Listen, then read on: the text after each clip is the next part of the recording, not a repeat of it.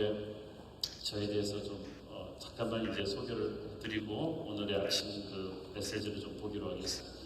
그래서 저는 축복이라는 것에 대해서 그 하나님의 뜻이라는 것에 대해서 좀 다뤘죠. 하나님의 뜻은 한국 교인들이 가장 많이 컨퓨즈되고 있는 것 중에 하나인데, 두 번째로 많이 사람들이 혼란스러워하는 것이 믿음입니다.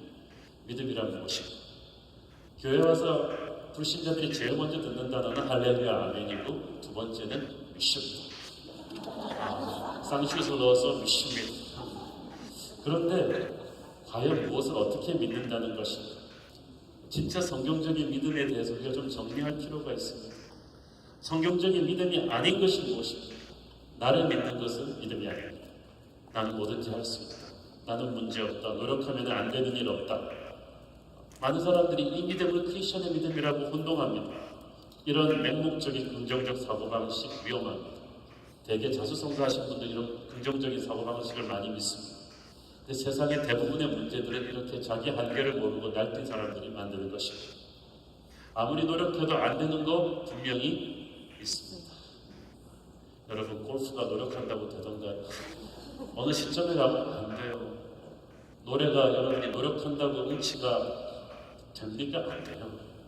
우리는 내게 능력 주시는 하나님 안에서 모든 것을 할 수 있는 것이지 내가 뭐 할 수 있는 게 아닙니다. 요행을 바라는 것도 믿음이 아닙니다. 예, 어떻게 되겠지 뭐. 산입에 거미줄이나 치겠어. 언젠가 뭐 내게도 쨍하고 해뜰 날이 오지 않겠어? 설마 망하기야 하겠어? 망해. 설마가 사랑자. 이렇게 요행을 바라는 분들이 복권을 삽니다. 도박을 합니다. 땀 흘리지 않고 한 방에 인생 역전하려다가 나중에는 씁쓸히 주저앉게 되죠. 대책 없는 낙관주의도 믿음이 아닙니다. 어떤 분들은 성격이 낙천적이에요. 모든 건 시간이 지나면 다 해결해 줄 거예요. 다 잘 될 거예요. 여러분, 그렇던가요? 사람과 사람 사이 믿음이 시간 간다고 다 해결돼요? 남북관계 시간이 갈수록 더 경색됩니다. 세상의 미래를 낙관적으로 보지 마십시오.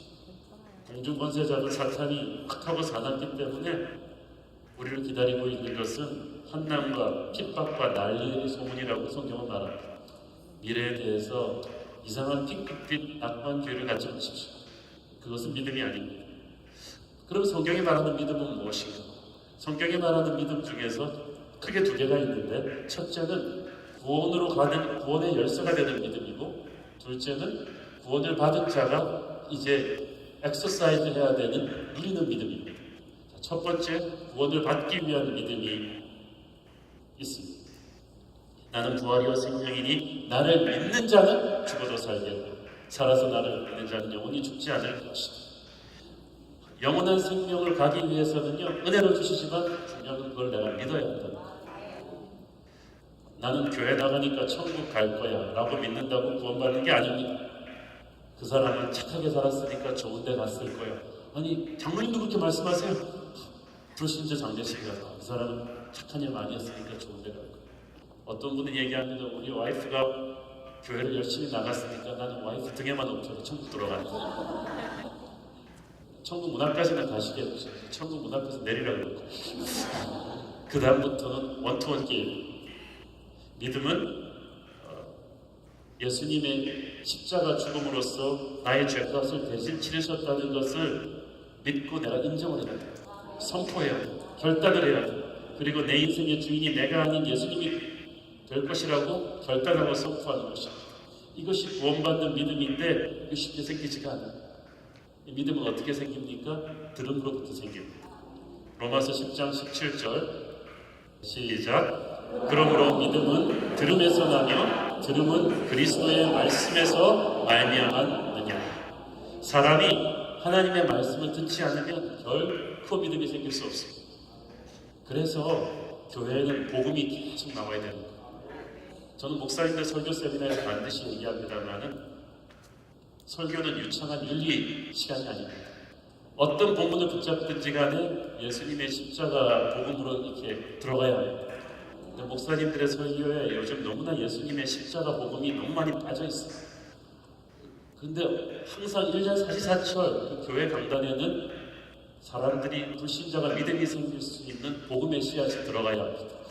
그게 흘러야 살아있는 교회죠. 건강한 교회죠.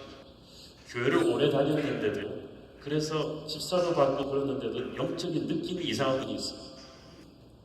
복음을 영접하지 않은데.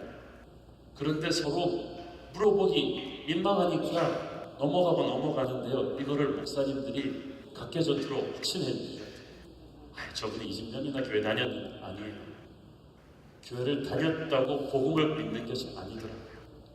그래서 분명히 한 사람 한 사람 교회는 성도들이 복음을 제대로 듣고 영접했는지를 맥슈어해 줄 필요가 분명히 있습니다. 저는 20년씩 교회 다녔는데 십자가 복음에 대한, 이분은 종교적인 의식이 익숙해진 거예요. 찬양도 따라하고 기도할 때 일어서고 사도신경 따라하고 했는데 복음을 본인이 듣고 이해하고 영접하지 않았어요. 이걸 교회가 확실하게 해줘야 돼요. 살아있는 교회는 하나님의 말씀을 선포하고 말씀을 가르치는데 총력을 다하죠. 이 말씀이 떨어지면요, 성령에 의해서 우리 안에서 인큐베이트 되는 프로세스가 필요합니다. 씨앗이 떨어지면서 수정이 되고 나면 태아가 어머니 뱃속에서 이렇게 부화되듯이 이렇게 하나님 말씀이 부화되는 기간이 필요하죠. 말씀이 떨어진 다음에 성령이 우리 환경을 통해서 역사합니다. 주변 사람들을 통해서 역사하고 각종 사건들을 통해서 우리의 마음을 부드럽게 하십니다. 그래서 어떤 분은 이게 오래 걸려요. 미션스쿨에서 대충 원성으로 들은 말씀인데 이 사람이 세상 직장생활하고 그러면서 직장 동료가 우연히 교회를 데려가고 그러면서 이렇게 했는데 제가 열린 예배하면서 그걸 알았어요. 처음에는 제가 영접 기도시키면 제가 영접시킨 줄 알았는데 이분이 10년, 20년 전에 어떤 미션스쿨에서 어떤 친구한테 복음을 들은 적이 있는 거예요. 그럼 말씀의 씨앗이 떨어졌는데 그것을 수많은 지나가면서 흘러가는 인큐베이팅 프로세스를 통해서 제가 마침표를 찍은 거죠. 그러니까 제가 이분을 영접시킨 게 아니고 하나님이 수많은 사람들을 보내서 작업을 하신 거예요. 그러니까 내가 영접시킨 게 아니죠. 하나님이 하신 거예요. 믿음이란 그렇게 해서 복음이 믿어지게 되면서 그 믿음이란 생기는 거예요. 주어지는 거예요. 믿음이 생겨요. 어떤 사람은 죽었다 깨어나도 안 되는데 어떤 사람은 쉽게 생겨요. 그게 하나님이 택했다는 거죠. 이 믿음이 생기는 과정이 어떤 사람은 단 원샷에 끝날 수가 있어요. 전도 집회에서 그날 말씀 듣고 그날 성령의 부활 과정으로 영접까지 올 수가 있는데 어떤 분은 10년, 20년 걸릴 수가 있습니다. 중요한 것은 이런 인큐베이팅 프로세스를 통해서 성령께서 역사하셔서 우리가 다 하나님을 믿게 되었다는 거죠. 자, 그래서 구원받는 과정까지 구원으로를 향한 구원의 열쇠가 되는 믿음이 있고, 제가 주로 얘기하고 싶은 것은 이제 구원받은 성도들이 누리는 믿음입니다. 믿음에는 방향이 중요해요. 목수가 이 나무를 밀 때도 결을 따라 밀어야 되거든요. 근데 믿음도 결을 따라서 믿어야 돼요. 단순히 강하게 믿는다고 되는 게 아니고 믿음의 방향을 제대로 잡아야 돼요. 믿음의 결은 첫째 하나님의 성품의 결을 따라서 밀어야 됩니다. 교회들이 친선 축구할 때 저는 정말 양쪽에서 기도할 때 자, 우리 준비 기도합시다. 이번에 제장로교가 이깁시다. 그러면서 어떤 교회는 내가 얘기 들었는데 저 블레셋을 물리치고 우리가 이길 수 있도록 주여 능력을 주시고 졸지에 저쪽 한 사람 교회는 완전히 블레셋이 되어버린 거죠. 이쪽에서는 저 모압 족속을 몰아내고 우리가 반드시 승리를 차지합시다. 그러면은 양쪽 교는 어떻게 될까요? 하나님께서 그냥 니들 알아서 해라. 왜냐하면 두 교회 다 하나님의 성품도를 믿은 게 아니에요. 그렇죠? 연습 열심히 해서 팀워크 잘 맞춘, 그래서 열심히 땀 흘린 교회가 이기는 게 신실하신 하나님의 성품이에요. 공부 하나도 안 하고 교회 부흥회만 참석한 다음에 그냥 열심히 가서 시험 치는 믿음대로 떨어져요. 왜냐하면은 하나님은 신실하신 하나님이기 때문에 땀 흘리지 않은 자가 좋은 결과를 하게 하는 건 하나님의 성품이 어긋드는 거예요. 그러므로 그건 한참 실수합니다. 예수님이 복음 전하신 한 마을에서 복음을 안 받아들이니까 요한이 열받았어요. 하늘에서 불을 떨어뜨려서 이 마을을 전부 다 켄터키 프라이드 치킨으로 만듭시다. 그냥 확 그냥 해버립시다. 요한은 한국 사람인가 봐요. 성적이 그냥 막 불같다. 예수님이 그 기도 응답하지 않았어요. 그것은 사랑이신 하나님의 성격에 성품에 위배되는 것이기 때문입니다.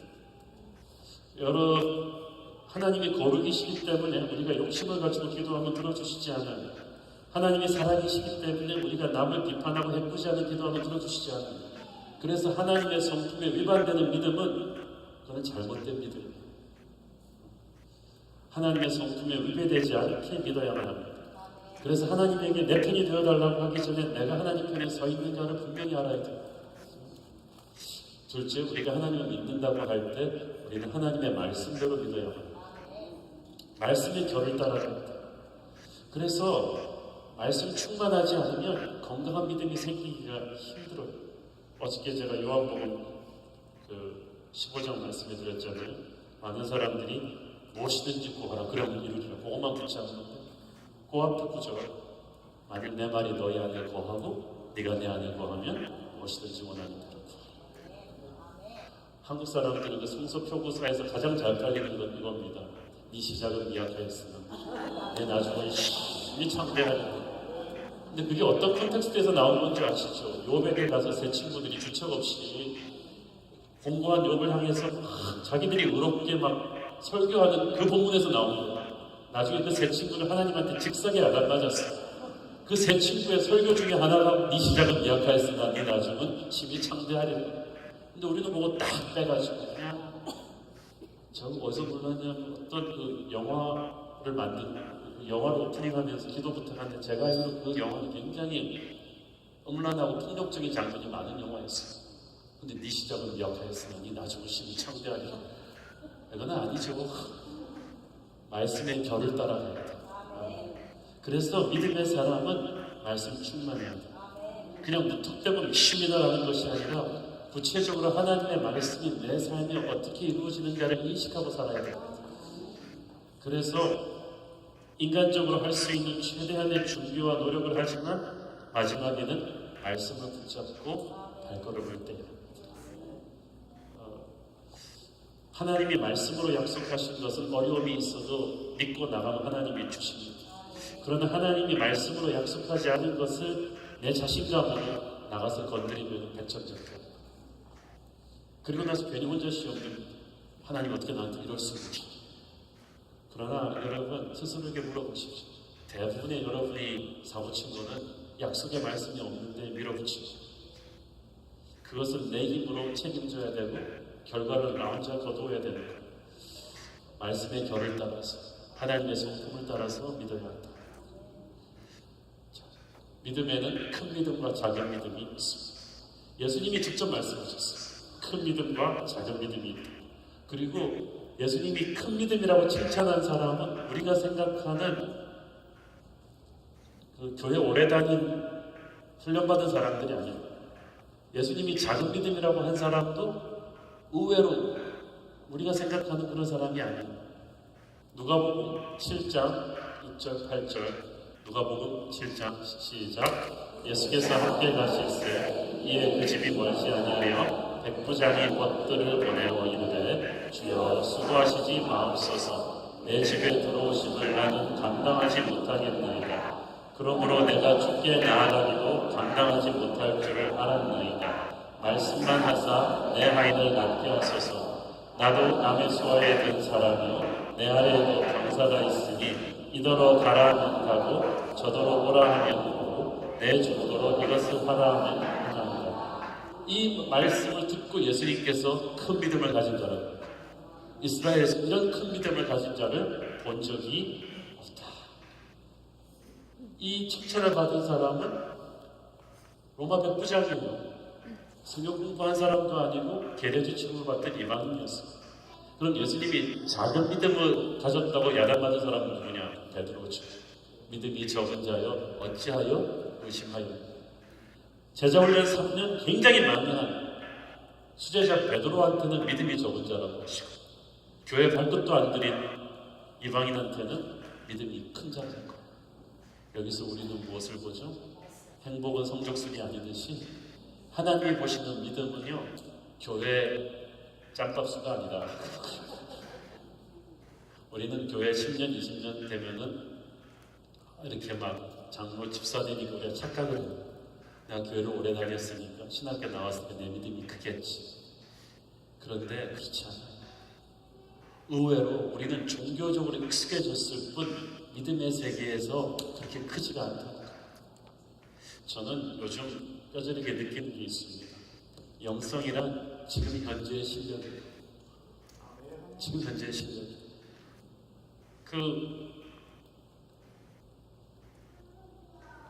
한국 교계에서도 보면은 학연, 지연 이런 게 너무 심해요. 그래서 신학교 나왔냐? 어디서 목사한테 받았냐? 어느 교단이냐? 저 친구 평신도인데 그런 말 자주 합니다. 근데 지난 한국의 10년 동안의 기독교 베스트셀러의 70, 80%는 평신도가 쓴 거예요. 목사님들의 책이 이젠 잘 안 팔려요. 이걸 우리가 아프지만 인정을 해야 돼요. 집회도요, 김아주 하나님의 대사, 그 다음에 송기철 장로, 그 다음에 내려놓은 분 누구죠?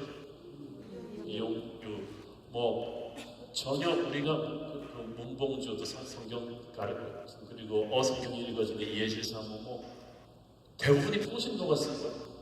글로 사람들이 막 몰려요. 기존의 대형교회 목사님들이 아니에요. 그러면은 항상 비판하는 사람들은 신학교도 안 나왔는데 평신도인데 그거는 그 말밖에 할 말이 없다는 거예요. 근데 지금 기름 부심이 엄청나요. 하나님께서 항상 그러셨어요. 분명히 예루살렘 성전에 가야바와 안나스가 제사장으로 있는데 하나님의 말씀은 빈들에 있는 세례 요한에게 떨어져. 사람들은 글로 그룹대처럼 모여요. 그리고 그가 예수님의 앞길을 준비하는 사람이 돼요. 그러니까 종교 지도자들은 막 너무 화가 나서 네가 무슨 권위로 향하여 예수님한테도 와서 그 정통성의 문제, 당신이 무슨 권위로 어느 신학교 나왔어 이거예요. 목사님들 물어보면 항상 족보 따져요. 그래 어느 신학교요? 어느 교단이요? 목회학 박사 했어? 그거밖에 자신이 없다는 거죠. 여러분 실례지만 파바로티가 어느 학교 나왔는지 아시는 분 있으십니까? 몰라요. 스티브 잡스가 학부 어디 나왔는지 아세요? 잘 몰라요. 그런데 아무도 물어볼 필요도 없어요. 파바로티가 한번 노래하고 나면 전설이 그 자체죠. 그래서 파바로티가 나온 학교가 그때부터 유명해집니다. 스티브 잡스 때문에 위전트 칼리지라는 말도 안 되는 조그만 학교가 유명해졌어요. 영적인 세계도 마찬가지예요. 천국은 침노하는 자가 빼앗는다는 말이 무서운 거예요. 많은 우리 목회자들이 그 착각을 버려야 돼요. 큰 교회 목사니까 존중해 주겠지. 유명무실한 사람들이 얼마나 많습니까? 그런데 명불허전 정말 유명한 거는 이유가 있다 할 정도로 딱 만났을 때 장로님이라고 한다면요, 딱 3분 기도에 모든 성도들에게 딱 느껴져야 합니다. 우리 교회 최고의 영적인 어른입니다. 목에 힘주고 어렵게 기도한다고 영적 리더십이 생기는 거 아니에요. 목사라면요, 딱 10분 설교에 그 영적인 파워가 나이와 백그라운드를 초월해서 사람들의 가슴에 확 가야 돼요. 우리 영적인 지도자들. 그거지. 제가 자꾸 목회자들한테 미국 가서 박사하지 마. 저도 박사 출신이지만은 네가 박사라는 걸 잊어버려야 목회에 성공하는 거야. 이 순간에 기름 부심이 없으면 너는 죽어. 박사기 때문에 목사가 아니에요. 지금 현재 진행의 믿음. 저는 예수님 앞에서 로마 백부장이십니다. 시제자라는 껍질만 가지고 믿음이 적은 자라고 야단 맞는 사람이 아니라 종교인이 아니라 예수님 앞에 살아있는 제자이고 싶습니다. 지금 현재 진행의 영성. 우리 교회 옛날에는 잘 나갔는데 이런 얘기하면은 이상한 게 최고의 것은 아직 오지 않았다. 우리 교회 진짜 미래는 지금부터 시작이에요. 이제부터가 시작이에요. 그리고 영성은 어제의 은혜를 오늘을 파먹고 살 수는 없어. 지금 불이 있어요. 지금 기름 부심이 있어요. 지금 여러분에게 사람들이 모입니까? 지금 여러분에게 하나님의 영광이 나타나고 있습니까? 이게 중요합니다. 예수님은 현재 진행의 믿음을 보시고 이게 큰 믿음이 있느냐? 로마 백부장의 믿음은 큰 믿음이라고 그랬죠. 큰 믿음의 시작은 겸손입니다. 그 당시 유대 사람들은 조금만 잘 살면 예수님을 집으로 불렀어요. 그런데 로마 백부장은 집으로 오시지 말라 그랬어요. 자기가 예수님보다 낮은 사람이니 로마 백부장하고는 그 당시 점령군 로마가 세계 제패했잖아요. 그 지방에서 중독 같은 일본 중독 같은 사람. 근데 자기가 낮으니까 주님이 오시면 감당하지 못하겠다. 말씀만 하시옵소서. 큰 믿음의 시작은 겸손. 오늘날 많은 분들이 믿음이 세다고 하면서 예수님을 마치 종처럼 부려요. 예수님을 알라딘 램프의 하인처럼 톳에 뺑뺑 놀다가 갑자기 급하면 막 끄집어내가지고 비벼가 끄집어내가지고 자기 문제 해결하라고 해결 끝나고 나면 거기 들어가 있으라고 내가 필요하면 다시 부르겠다고. 어떤 분은 그래서 말은 주님이 주인님이라는 뜻이잖아요. 말만 주인님이지 하나님 대하는 거 보면 완전히 하나님의 비서로 돼요. 자기가 어젠다 다 짜놓고 하나님 와서 도장 찍으라. 그런데 같은 일을 할 때도요, 하나님을 비서로 대하는 사람과 보스로 대하는 사람은 다릅니다. 하나님을 보스로 대할 때는 어때요? 시간, 장소, 방법 내가 결정하지 않습니다. 그냥 상황을 하나님 앞에 내어드릴 뿐입니다. 그러면 보스가 알았어.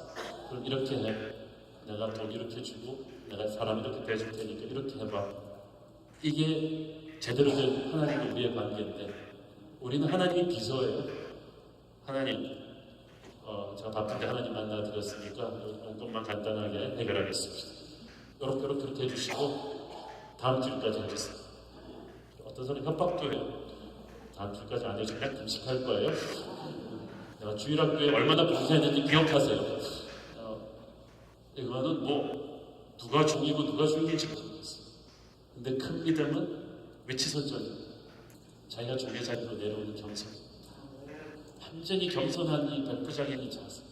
그 당시 제사장, 종교지도자들은 다 하나님이 자기한테 와야 된다고 생각했어요. 그러나 예배는 하나님 앞에 내가 가는 거예요. 내가 엎드리는 거예요. 낮은 자세로 엎어지는 거예요. 하늘 뜻을 끌어내려서 내 뜻에 맞추는 게 아니라 내 뜻을 죽여서 하늘 뜻에 맞추는 거예요. 나의 꿈을 위해서 하나님의 힘을 끌어당기는 게 아니라 하나님의 뜻에 나를 맞추는 거예요. 이게 큰 믿음이에요. 겸손이죠. 큰 믿음은 하나님의 초자연적인 능력을 인정하는 것입니다. 이 백부장은요, 그 당시만 해도 어떤 위대한 선지자라도 직접 가서 피지컬 컨택트를 해야지 낫는다고 믿었어요. 직접 가서 안수를 해야 되는 거예요. 아무도 말만 했을 때 시간과 거리를 초월해서 피지컬 터치 없이 사람이 나올 수 있다는 믿음을 생각해 본 적도 없어요. 그런데 백부장이 그걸 봤다는 거예요. 백부장은 뭘 보고요? 당신은 시간과 공간을 초월하시고 자연을 다스리시고 시간을 다스리시는 4차원적인 하나님인 걸 선포한 거예요. 우리는 모두 주님을 3차원적인 존재로 봤습니다. 당시 사람들. 그냥 뛰어난 랍비, 뛰어난 선지자, 백부장만 4차원적인 하나님으로 인정을 한 거예요. 사람도요, 자기를 인정해주는 사람이 고마워요. 어떤 분 하나님한테 기도하면서도 꼭 물어보, 하나님 하실 수 있겠어요? 가능할까요? 여러분들 살짝 그런 마음 갖고 계시고 회개하길 바랍니다. 하나님의 젊었을 때는 홍해도 가르치고 그러겠지만 지금은 연세가 드셔서 잘 모르겠어요. 하나님 너무 힘들면 말씀하시죠. 그게 겸손의 기도라고 생각합니까? 많은 사람들이 성령의 능력을 부인하지는 않지만 제한하고 있습니다. 그러니까 이게 목사님들이 특히 많이 막 뜨겁게 찬양하고 싶은데 여기 교단시장에 왔는데 다른 성도들이 보고 나를 뭘로 볼까 그래갖고 목사님들이 굉장히 많이 생각해요. 저희 교회도 아주 그냥 고신 출신의 성령 성자도 모르던 목사님이 와가지고 이 손 들고 방언 터지고 하는 데까지 2년 걸렸어요. 이 사람이 자꾸 조심하는 거예요. 그러니까 이게 터지질 않아요. 여러분들께 터질 듯 하면서 터지지 않는 게 있으면 다 깨기를 바랍니다. 이 작은 믿음에서 큰 믿음으로 갈 때 성령님에게 인포스했던 내 한계를 깨버려야 돼요. 나는 안 됩니다. 많은 교포교회 목사님들이 우리 지역은 안 됩니다. 한국 사람이 없다. 유동 인구가 너무나 많다. 이거 안 된다는 개념이 계세요. 요즘 강남 개척 불가분이 지난 10년 동안에 많았어요. 강남에서 개척하면 안 된다는 거예요. 강남 교인들은 너무 셀피시하고 개척교회 와서 고생도 안 하려고 하고 그러기 때문에 강남 서초 교인들은 다 대형교회로 가지 강남 서초에서 개척하는 건 죽음이다. 성공 확률이 1%도 안 된다. 제가 개척할 때도 주로 분당 그쪽으로 가서 하라고 그랬어요. 이 도시 사람들은 안 된다는 거예요. 너무나 큰 패배론이 목사들을 휘어감고 있었어요. 왜 목사님이 그냥 좋은데 청빙받아가지고 개척을 하려고 하느냐. 그런데 아무도 영적으로 생각하는 사람, 하나님의 뜻이 과연 무엇인지 몸부림치는 것보다는 인간들이 지어놓은 한계가 너무나 많아. 나는 나이가 너무 많다. 나는 너무 능력이 안 된다, 우리 지역은 힘들다, 이런 모든 핑계를 여러분 정리하십시오. 3차원적인 믿음입니다. 4차원적인 믿음은 내가 알 수 없는 어떤 세계를 보는 것. 우리는 예수님을 눈으로 만지지 못합니다. 그러나 우리는 연약해서 예수님이 지금 옆에 펑 하고 나타나셔서 도와주시면 될 것 같은데, 목사님이 와서 안수해주면 될 것 같은데, 하나님은 4차원적인 분이시거든요. 믿음은 바라는 것들의 실상이요 보이지 않는 것들의 증거거든요. 눈에 보이는 것을 믿는 것은 과학이지 믿음이 아니에요. 예수님은 우리가 믿고 선포하는 것만큼 우리에게 역사하십니다. 우리가 믿는 것만큼 하나님이 책임집니다. 근데 우리가 안 믿는 것만큼은 내가 책임져야 돼요. 큰 믿음은 능력 있는 사역을 위한 필수 조건입니다. 하나님이 여러분을 통해서 일하고 싶다고 말씀하실 때 그 사역은 분명히 하나님의 능력으로만 가능한 일일 겁니다. 그래서 처음 그 말을 들으면 기가 질리는 거예요. 하나님께서 처음 지도자로 불렀을 때 성경에서 곱게 예 그럼요, I was waiting for it, 알고 렛츠고 이런 사람 본 적 있어요? 없어요. 모세도 기드온도 다 숨어버렸어요. 도저히 못해. 나는 안 돼. 그만큼 큰 거예요. 그럴 때 이런 거예요. 우리는 사명이 내려오면, 하나님이 미션을 주시면 우리가 가지고 있는 돈과 자원으로 이걸 해야 된다고 생각해요. 그러니까 항상 하나님이 사명을 주시면은 믿음이 적은 꼭 이렇게 얘기해요. 나 돈 없는데, 큰 교회 시키셔야 되는데, 재능이 없는데, 사람이 없는데, 건물이 없는데, 불가능해. 이거는 믿음의 세계를 너무 모르는 거예요. 하나님이 우리에게 사명을 주실 때 우리를 너무나 잘하시는 주님께서 그걸 몰라서 시키겠어요. 자, 제자들은 팔레스타인 밖으로 나가본 적도 없는 촌놈들입니다. 그런데 걔네들한테 땅 끝까지 가서 복음을 전할 때 그 사람들 능력이 있어서 그랬겠어요. 자, 그런데 하나님이 주시는 사명이 require하는 자원과 능력이 이 정도라면 내가 가지는 이만큼밖에 안 돼요. 그런데 그걸 아시는 하나님이 나한테 이 사명을 시켰다. 그건 뭐겠어요? 하나님이 이 갭에 부족한 돈과 사람과 자원을 너의 믿음을 통해 주시겠다. 그래서 이 원리를 아는 사람은 얼마나 감사해요. 이 사명에 순종하면서 없던 돈이 확 생기는 거예요. 그래서 릭고렌이 한 유명한 말이 있어요. 돈과 사람은 불쌍한 목사에게 오는 것이 아니라 비전의 목사입니다. 많은 사람들이 불쌍하게 막 돈 달라고 도와달라고 하는데요. 왜 내게는 이렇게 부자교인들이 안 오지? 왜 내게는 힘 있는 사람들이 와서 안 도와주지? 여러분한테 비전이 없어서 그래요. 순종이 없어서 그래요. 중요한 거는요, 하나님께서는 항상 God-given mission is always God-sized. 하나님의 능력 많은 사명이 항상 내려오기 때문에 이것을 괜히 자기 힘으로 활용하면 힘들어져요. 그런데 여러분한테 어떤 도저히 내 능력으로 안 된 하나님의 사명이 떨어졌을 때 흥분하십시오. 와, 없던 돈이 생기겠구나. 없던 사람이 생기겠구나. 이걸 믿음으로 붙잡는 그 순간에 하나님께서 그 과정에서 시키세요.